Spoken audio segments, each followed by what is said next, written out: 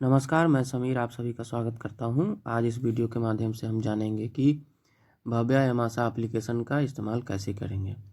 इसके लिए यूज़र को अपना यूज़र आईडी और पासवर्ड डालकर भव्या एम आशा एप्लीकेशन में लॉगिन करना होता है।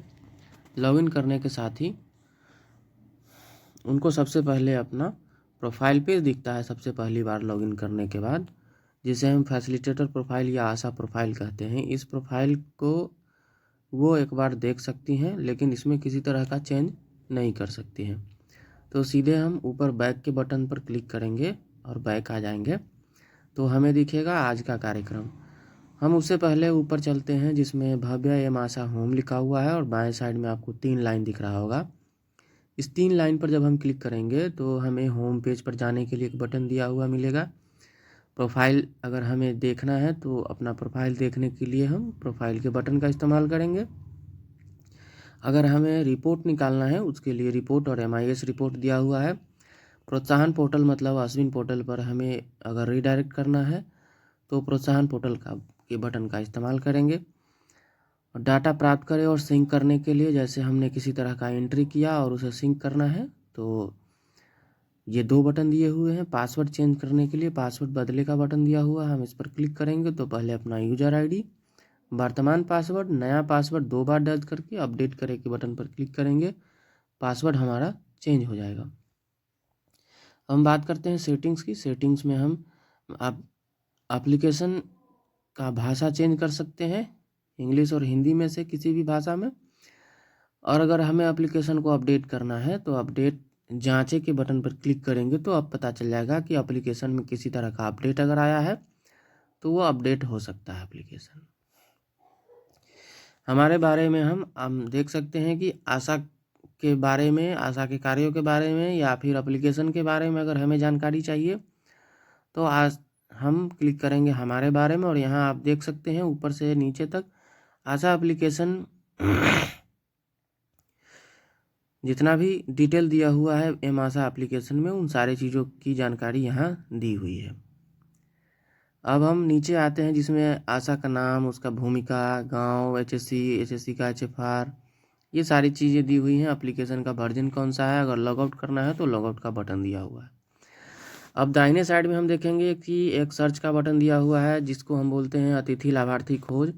अतिथि लाभार्थी खोज में हम लाभार्थी संख्या या उसके पता से जिला सेलेक्ट करके या फिर एडवांस फिल्टर जिसे हम बोलते हैं उच्च फिल्टर, इसका इस्तेमाल करके भी हम लाभार्थी को खोज सकते हैं। अतिथि लाभार्थी मतलब जो लाभार्थी कहीं अपने रिलेशन में आई हैं, उनको ऐड करना है, उनको किसी तरह का लाभ पहुंचाना है तो उन्हें हम सर्च करके लाभार्थी सूची में ऐड कर लेंगे और फिर उनको जो भी लाभ मिलने वाला है हम संबंधित आशा के क्षेत्र में उनको मिल जाएगा, जिसमें हम वर्ग, लिंग, आयु, मोबाइल नंबर में से किसी भी एक को डालकर खोज कर सकते हैं।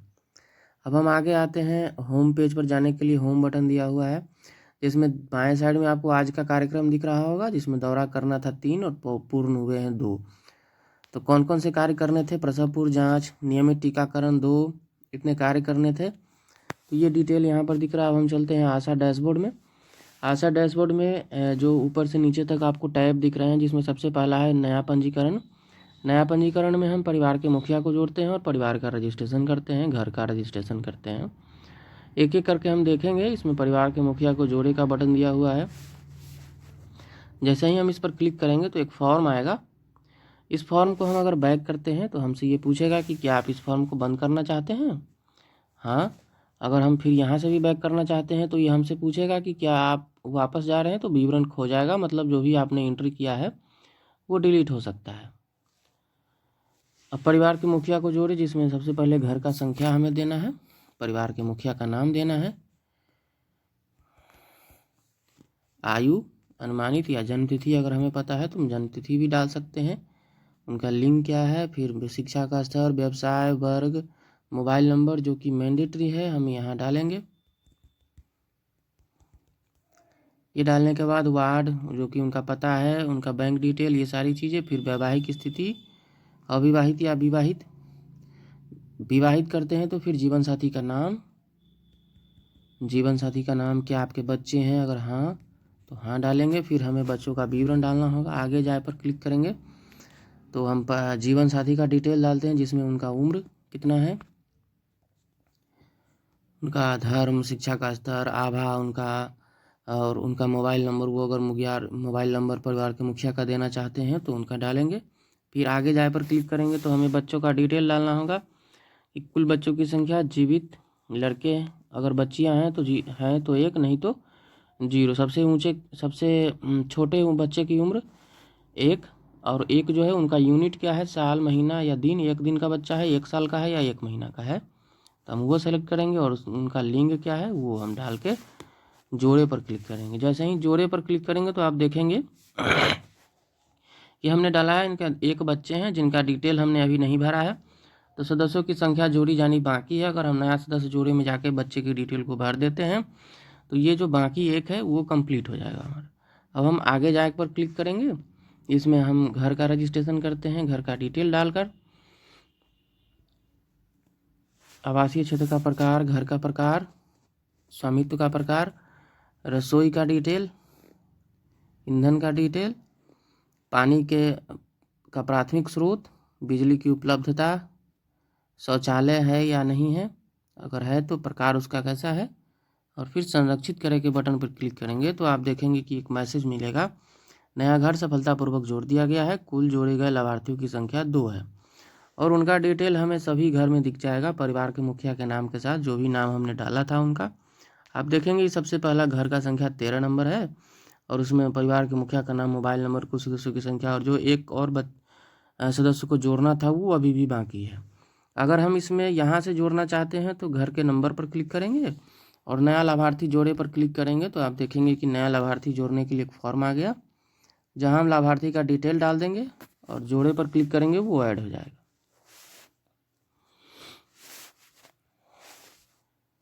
अगर जोड़े हुए लाभार्थी में से किसी तरह का अपडेट हमारे आगे करना है तो हम घर के नंबर पर क्लिक करेंगे और उस घर में जिस किसी को भी अपडेट करना है उस के ऊपर दिए हुए नंबर पर क्लिक करेंगे और हमें सदस्य का विवरण मिल जाएगा, जहां हम उनकी स्थिति, सदस्यता की स्थिति, जीवित या मृत हैं, या फिर उनका मोबाइल नंबर चेंज करना है, उनका खाता संख्या ऐड करना है आगे तो फिर ये सारी चीज़ें हम यहाँ से ऐड कर सकते हैं। अब आगे चलते हैं हम सभी लाभार्थी में आप देख सकते हैं कि जितने भी घर हैं हमारे, जितने भी हमने घरों का रजिस्ट्रेशन किया, उन सभी घरों में कितने लाभार्थी हैं, उन सभी लाभार्थी का एक एक करके नाम आपको यहाँ पर मिल जाएगा, उनके लाभार्थी आईडी के साथ। हम यहाँ भी लाभार्थी को सर्च करके उस लाभार्थी के विवरण में हम अपडेट ला सकते हैं। आगे आता है मेरे लाभार्थी में हम रजिस्टर देख सकते हैं, आशा की जो भी रजिस्टर होती है, जिसमें फैमिली अपडेट, कितने घर हैं, उन घरों का डिटेल, युग दंपति की सूची, गर्भवती महिलाओं की सूची इत्यादि रजिस्टर हम यहाँ से चेक कर सकते हैं। जैसे हम अगर मृत्यु रजिस्टर देखना चाहते हैं तो उस पर क्लिक करेंगे और देख सकते हैं कि किन किन व्यक्तियों का मृत्यु हुआ है।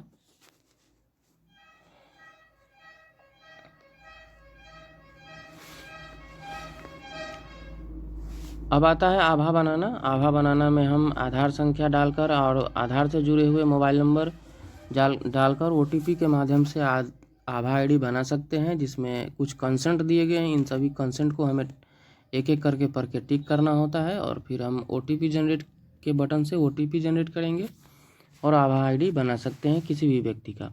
कार्य प्रगति में हम देखते हैं कि हमारे द्वारा कितने कार्य किए जाने थे और हमने कितने कार्यों को कंप्लीट किया है, तो उसके डिटेल हमें दिख सकती है यहाँ पर। अब आता है योग दंपति में पहचान की गई योग दंपति की संख्या कितनी है, मतलब टोटल योग दंपति कितने हैं, और जिनका ट्रैकिंग चल रहा है उनका डिटेल हमें योग दंपति की सूची में मिल जाएगा अपडेटेड में। अब हम यहाँ देख रहे हैं सुरक्षित और असुरक्षित। असुरक्षित का मतलब होता है कि जिन्होंने परिवार नियोजन के साधनों का इस्तेमाल किया है वो सुरक्षित हैं, और जिन्होंने इस्तेमाल नहीं किया है वो असुरक्षित हैं। अगर हमें इनका ट्रैकिंग करना है तो इनके नंबर पर क्लिक करेंगे, और अगर हम यहाँ गर्भवती में हाँ डालते हैं तो फिर इनका नाम चला जाएगा ANC के सूची में। अगर नहीं करते हैं तो फिर हम यहाँ पर परिवार नियोजन के साधन को अपना रहे हैं, हाँ, गर्भनिरोधन का तरीका कौन सा है, मलायन। अगर हम गर्भवती में हाँ कर देते हैं तो LMP का तिथि हमें डालना होगा, प्रसव की संभावित तिथि आप देखेंगे कि संरक्षित करे पर क्लिक करते ही लाभार्थी प्रपत्र सफलतापूर्वक संरक्षित कर दिया गया है और गर्भवती लाभार्थी को प्रसव पूर्व देखभाल की सूची में जोड़ दिया गया है। उसके बाद हम आगे चलते हैं मातृत्व देखभाल में। मातृत्व देखभाल में 3 चीज़ें हैं, एएनसी प्रसव परिणाम, पीएनसी माता। एएनसी में आप देखेंगे कि किसी भी महिला का अगर हमें एएनसी करना है तो उसके लिए उसके नंबर पर क्लिक करेंगे और ये एएनसी जैसे ही एएनएम के द्वारा भी अगर कंप्लीट कर दिया जाता है तो यहाँ पर ऑटो अपडेट दिखेगा। आशा को या आशा फैसिलिटेटर को जिसमें एएनसी का विजिट, दौरे के प्रकार, एएनसी है या पीएमएसए में है, एएनसी का स्थान क्या है, अंतिम आहारिक तिथि, प्रसव होने की संभावित तिथि, ये पहले से ऐड किया हुआ है। उसके बाद टेटनस टॉक्साइड डिप्थीरिया का वैक्सीन का डिटेल, आयरन, कैल्शियम, एल्बेंडाजोल की गोलियां, वजन, हेमोग्लोबिन, बीपी, ये सारी चीज़ें डिटेल दी हुई है। संरक्षित करें के बटन पर क्लिक करेंगे तो एएनसी का ये फॉर्म भी कंप्लीट हो जाएगा। अब जैसे ही एएनसी में हम देखेंगे कि यहाँ पर एक क्वेश्चन दिया हुआ है जो क्या गर्भवती ने शिशु को जन्म दिया है। ये क्वेश्चन सिर्फ तीसरे तिमाही में देखने को मिलता है। अगर महिला का प्रसव का गर्भावस्था का सप्ताह की संख्या प्रसव के लायक हो चुका है तो यहाँ पर क्वेश्चन आपको मिल जाएगा। अगर नहीं है तो आप देखेंगे कि उनके लिए ये प्रश्न नहीं है। जैसा कि आप देख रहे हैं गर्भावस्था की सप्ताहों की संख्या 14 है तो इनके लिए ये प्रश्न अभी नहीं दिया हुआ है। तो हम जैसे ही यहाँ पर क्या गर्भवती ने शिशु को जन्म दे दिया है हाँ करेंगे तो इनका नाम चला जाएगा प्रसव परिणाम में। अब प्रसव परिणाम में हम जब जाएंगे तो यहाँ पर भी फॉर्म हमें मिलता है प्रसव परिणाम भरने का। इस पर क्लिक करेंगे तो ये फॉर्म हमें दिखेगा जहाँ पर हम प्रसव के दौरान गर्भावस्था की सप्ताह की संख्या पहले से दिया हुआ, प्रसव का समय, डिलीवरी का स्थान, प्रसव किसने कराई, प्रसव का प्रकार, प्रसव के दौरान जटिलता, प्रसव का परिणाम क्या है, कितने बच्चे हुए, परिवार नियोजन की परामर्श दिया गया कि नहीं दिया गया, अगर दिया गया तो विधि अपनाना चाहती हैं कि नहीं, फिर कौन सा विधि अपनाना चाहती हैं, ये सारी चीज़ें हम यहाँ से डाल के सेव करेंगे। ये प्रसव का परिणाम ऐड हो जाएगा। जैसे ही प्रसव का परिणाम ऐड होगा तो इनका नाम चलाएगा पीएनसी में।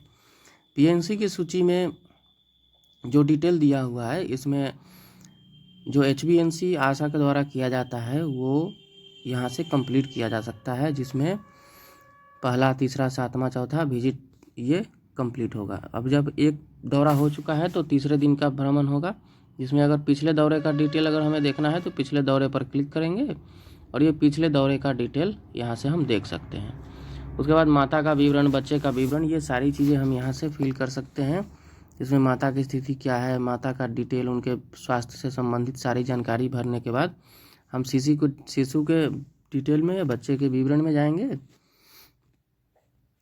सब चीज़ भरेंगे, जैसे प्रसव के दौरान माँ को किसी तरह का समस्या आया या नहीं आया, स्तनपान करने में समस्या, 24 घंटे में पूरे भोजन लेती हैं, परामर्श क्या दे रही हैं, रक्तस्राव के बाद कितने पैड बदला जा रहा है, तापमान कितना है, पैरासीटामोल दिया जा रहा है कि नहीं, दुर्गंध युक्त स्राव है कि नहीं है, असामान्य ढंग से बोल रही हैं हाँ या नहीं। इन सभी प्रश्नों का हम हाँ या नहीं में जवाब देते चलेंगे।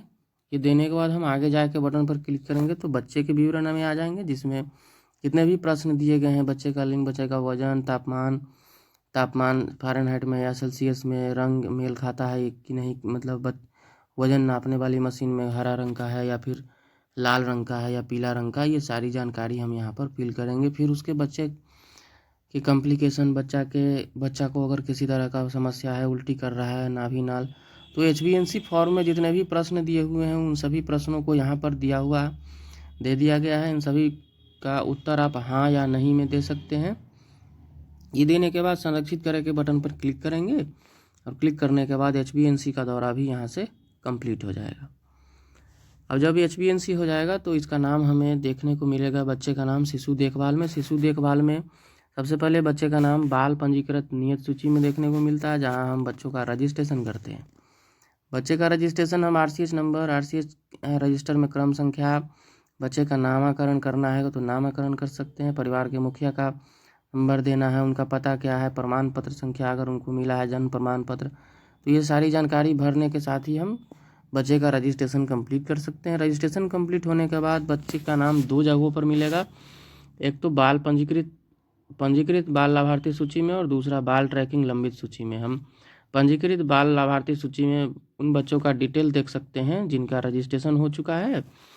बाल ट्रैकिंग लंबित सूची में हम बच्चे का वैक्सीनेशन डिटेल देख सकते हैं जो कि एएनएम के द्वारा किया जाता है। अगर हमें केस बंद करना है तो हम केस बंद पर क्लिक करेंगे और बंद करने का कारण मृत्यु, माइग्रेशन है, अगर माइग्रेशन है तो किस प्रकार का माइग्रेशन है, अस्थायी है या अस्थायी है, तो ये सारी चीज़ें डाल के हम संरक्षित करेंगे तो ये केस कंप्लीट हो जाएगा, बंद हो जाएगा। ये ट्रैकिंग है। उसके बाद आता है हमारा HBYC सूची। HBYC में बच्चा जैसे ही उनका HBNC कंप्लीट होने के बाद 3 महीना पूरा होता है, उसी के साथ उस बच्चे का नाम यहाँ पर HBYC सूची में आपको दिखने को मिलेगा। इस HBYC सूची में जितने भी बच्चों का नाम दिया हुआ है उन सभी फॉर्म को हम एक एक करके फिल करेंगे। जैसे जैसे हमारा भ्रमण कंप्लीट होता जाएगा विजिट, तो विजिट का कौन सा विजिट है, 3 महीने वाला, 6 महीने वाला या 15 महीने वाला, ये हम सेलेक्ट करते हैं। फिर बच्चा बीमार है, जितने भी प्रश्न दिए हुए हैं जिसमें उम्र के अनुसार बच्चे का शारीरिक विकास, MCP कार्ड में उल्लेखित खसरा का टीका उनको दिया गया है कि नहीं, 6 माह तक केवल स्तनपान के बारे में परामर्श, इत्यादि सारी प्रश्नों का उत्तर देने के साथ ही हम इस फॉर्म को संरक्षित करेंगे। ये HBYC का विजिट भी यहाँ से कंप्लीट हो जाएगा। जैसे ही HBYC का पूरा विजिट कंप्लीट होगा, इस बच्चे का नाम यहाँ से भी रिमूव हो जाएगा और वो उस बच्चे का डिटेल हम सभी घरों में जाकर, जिस घर में हमने उसका रजिस्ट्रेशन किया है उस घर में हम बच्चे का डिटेल देख सकते हैं उसके नाम के साथ। जैसे बेबी ऑफ संजीता, ये 0 दिन का बच्चा है, 1 साल का बच्चा राहुल, तो इस तरह से हम उसका डिटेल सभी घर में जाके, घरेलू विवरण में जाके देख सकते हैं।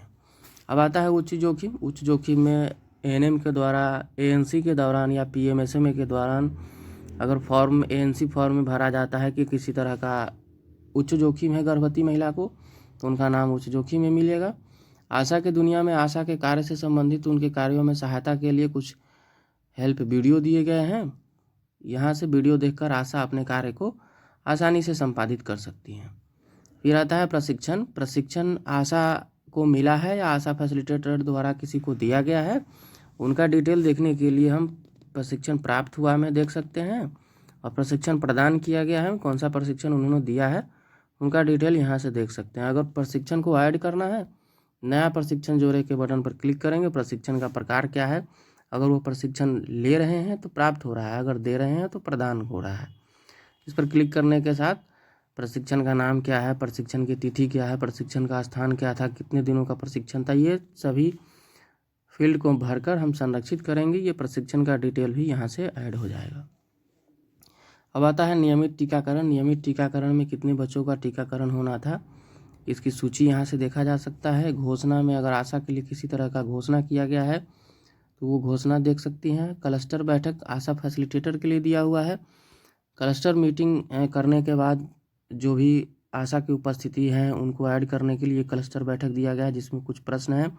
PSC का नाम, उपकेंद्र का नाम, आशा फैसिलिटेटर का नाम, आशा प्रभारी का नाम, आंगनबाड़ी कार्यकर्ता का नाम, आंगनबाड़ी केंद्र संख्या का नाम, वार्ड का नाम, वार्ड क्रमांक, किस दिन को हुआ, सोमवार, मंगलवार, कितने बजे से शुरू हुआ, कितने बजे तक चला, ये सारी चीज़ें यहाँ से हम डाल के इसको सेव कर सकते हैं। 2 घंटे तक 6 आशा को उपस्थित होना था, जिसमें कितनी आशा उपस्थित हुई, 3 ही हुई तो 3 के नाम के सामने हम टिक कर देंगे।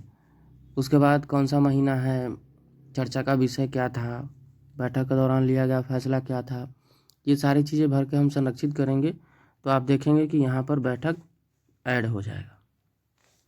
आगे आता है सहायता या नियम। यहाँ पर हेल्पलाइंस के सभी नंबर दिए गए हैं, जिस पर किसी भी समय आप कॉल करके एप्लीकेशन को यूज करने में किसी भी तरह का सहायता अगर चाहिए तो वो आप ले सकते हैं। आप सीधा इस कॉल के दिए गए आइकन पर क्लिक करेंगे और वो यहाँ से कॉल ऑटोमेटिक शुरू हो जाएगा। आशा दिवस, ये भी आशा फैसिलिटेटर के लिए दिया हुआ है। जैसे क्लस्टर बैठकों में हम आशा की उपस्थिति दर्ज कराते हैं, सेम उसी तरह से। धन्यवाद।